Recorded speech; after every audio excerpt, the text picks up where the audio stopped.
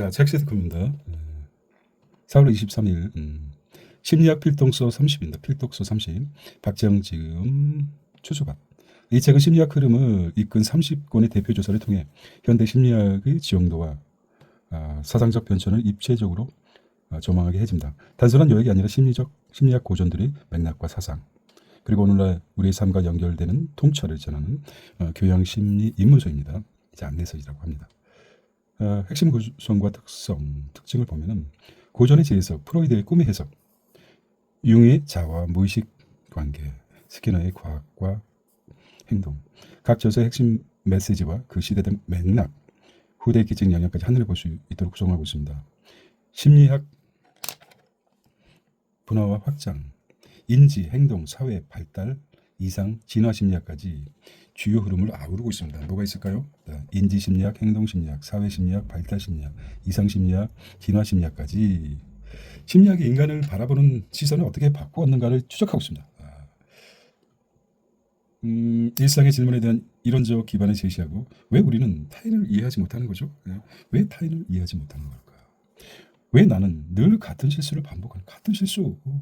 이거 참 문제예요. 사랑과 공격성은 무엇으로부터 비롯되는가? 이 책은 이런 질문들에 대한 심리학 고전의 문장을 오늘의 언어로 번역해 제시합니다. 저자의 관점은 박재영은 단순한 해설가가 아니라 심리학적 사유의 전파자라고 합니다. 그는 고전을 읽는 이유는 다음과 같이 말합니다. 고전을 읽는다는 것은 인간과 세계를 바라보는 눈을 훈련하는 것입니다. 뭐라고 했습니까? 인간과 세계를 바라보는 눈을 훈련하는 것.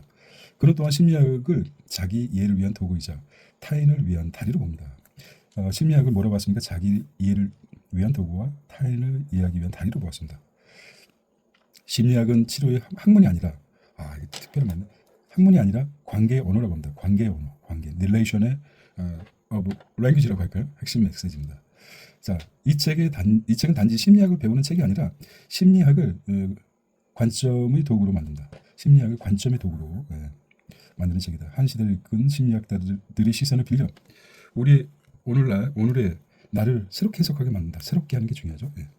마치 각장이 하나의 심리학적 거울처럼 작동하고 내 자신을 새롭게 바라보고 있습니다. 자, 깊이 있는 질문들이 뭐가 있을까요?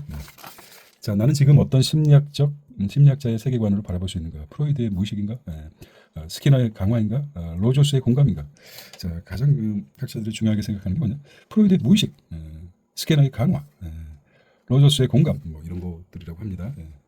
내 안에 내재한 감정과 행동은 어느 고전 심리 이론의 틀에 설명할 수 있을까? 내 안의 감정과 행동을 어디에 할 수 있을까요? 나는 심리학을 통해 스스로 진정 이해하려 했는가 아니면 문제를 진단하고 고치려 했는가?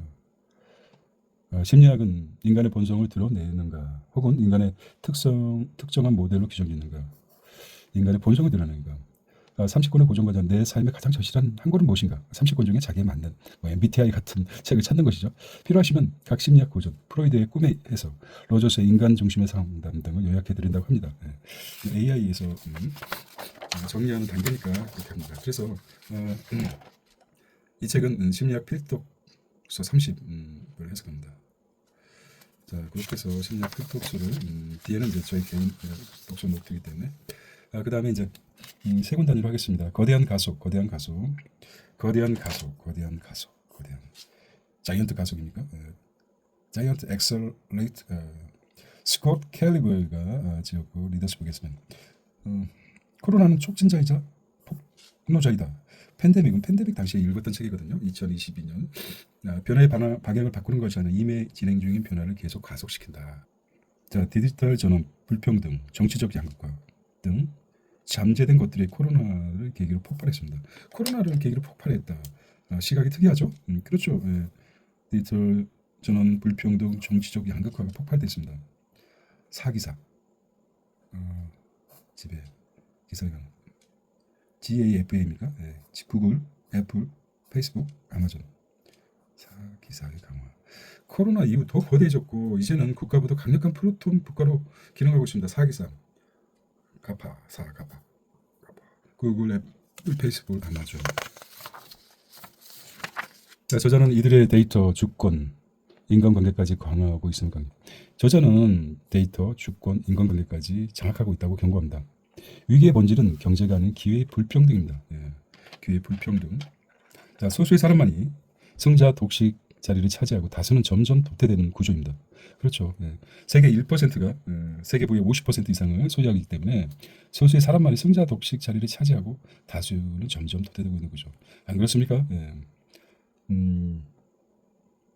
당신의 출신지가 당신의 인생을 결정하는 확률이 아주 높아진 시대입니다. 뭐 신분제 사회, 새로운 신분제. 개인에게 필요한 전략적 상호는 브랜드가 아닌 퍼스널 브랜드.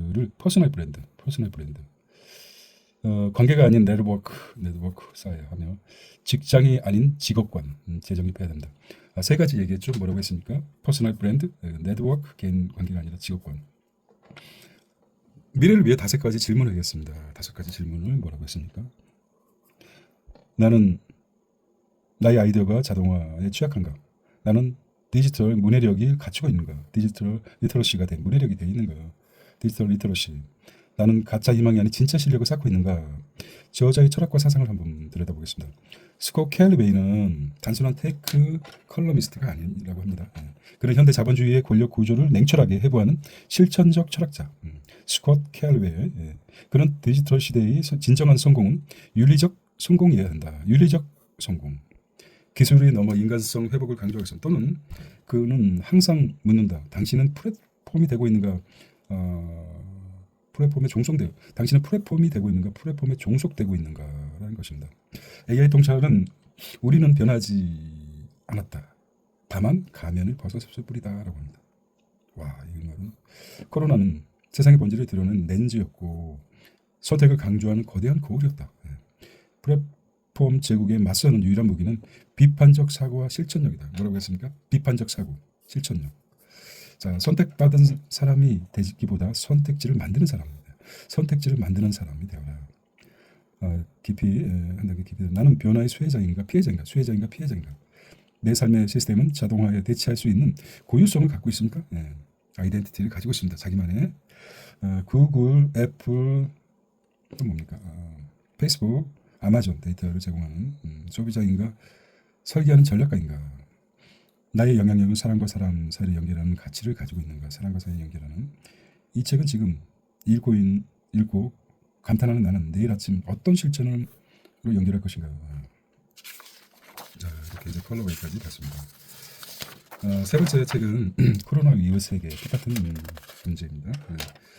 자, 제이슨 생거가 지은 건데 코로나 이후의 세계, 코로나 이후의 세계죠. 책 표지를 보면 코로나 이후의 세계. 핵심 요약은 위기 속의 기회, 세계는 재설계된다. 팬데믹은 단순한 보건 위기가 아니라 정치, 경제, 사회 전반의 대전환을 촉발했습니다. 보건 위기가 단순한 아니죠. 모든 위기는 미래를 재설계할 수 있는 거대한 창임으로 통찰 중심으로 전개된다.